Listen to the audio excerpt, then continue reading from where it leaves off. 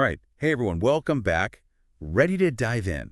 Today, we're tackling something I think we can all relate to. Letting go, right? Letting go, exactly. It's one of those things everyone talks about, but we're going deeper. Oh, yeah, way deeper. We're going deep with this excerpt, The Joy of Letting Go, Why Release Brings Relief.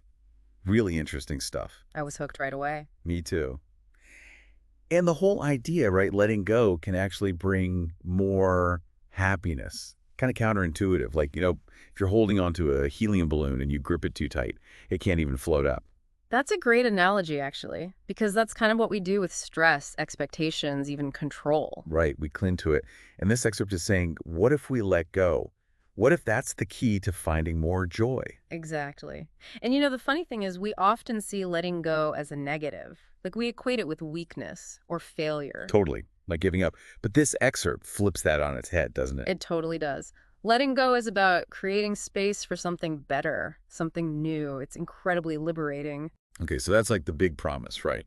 Letting go equals more happiness, more relief. It makes sense, but I'm also thinking, what's the science behind this? Like, in our brains, our bodies, what's going on? Well, it's all about tension. When we're clinging so tight to stress, expectations, this need to control everything, our nervous system is basically on high alert all the time. Oh, I feel that. Like constantly wired. Exactly. But when we let go, that tension eases up and suddenly your nervous system can, chill out. Less anxiety, better well-being overall. So it's like creating space for peace Oh, right. instead of all that noise. Exactly. You said it perfectly. Okay, but here's where I get stuck. Because sometimes, doesn't letting go feel like giving up? I mean, aren't there times when we have to hold on, like, gotta fight for something? Oh, absolutely. This isn't about becoming passive, ignoring problems. It's about being smart about what we can actually control. Right, so pick our battles. Exactly. Like we can control how much effort we put in, our attitudes, stuff like that. But things like the economy, other people's decisions, that's outside our control. So letting go of that, of trying to control everything, actually frees us up to focus on what matters. Totally. It's like you're not wasting energy on stuff you can't change anyway. Okay, so we've talked about stress, but there's this whole other beast, Yeah. right? Expectations. All those shoulds, the musts, it's exhausting. And it can lead to a lot of disappointment. Yeah, big time. And the excerpt actually talks about how letting go of those expectations, that can be the ticket to a more fulfilling life. It makes sense, right? Because expectations are tricky. Sometimes they push us forward, which is good, but then sometimes they become these rigid rules. Yeah. And they're usually based on this idea of everything being perfect, which is Impossible. impossible. So we're setting ourselves up for failure from the start. So what's the alternative? Like, how do we have expectations that are healthy? It's about flexibility. You got to be realistic. Things happen, stuff comes up, and you got to be able to adjust. Unhealthy expectations, they're like these concrete blocks. They don't budge. Oh, I know the feeling. It's like that time I planned this super detailed vacation, every minute mapped out, and then everything went wrong.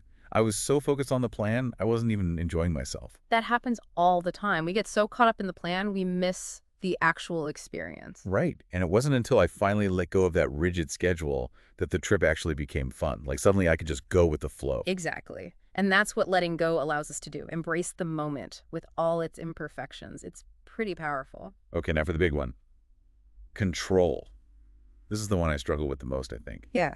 Don't we need some sense of control in our lives to function? Of course. It's about having agency in your life, making choices. But it's about recognizing what you can truly influence, like your actions, your responses. And then there's the stuff you can't control, the external chaos. Other people, the weather, all that. Right. And trying to control all that. Recipe for burnout, for sure. And anxiety through the roof. 100%. Letting go of that illusion of control. It's actually empowering. You know what? That reminds me of this job I had. Terrible fit, but I was clinging on for dear life, putting so much energy into making it work. And then finally, I just let go. Trusted something better was out there. And what happened? Almost immediately, this new opportunity came up.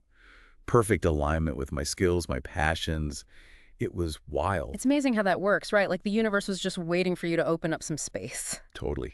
What about you? Have you had any big letting go moments? Oh, yeah. I used to hold on to this grudge against a family member. It was eating me up.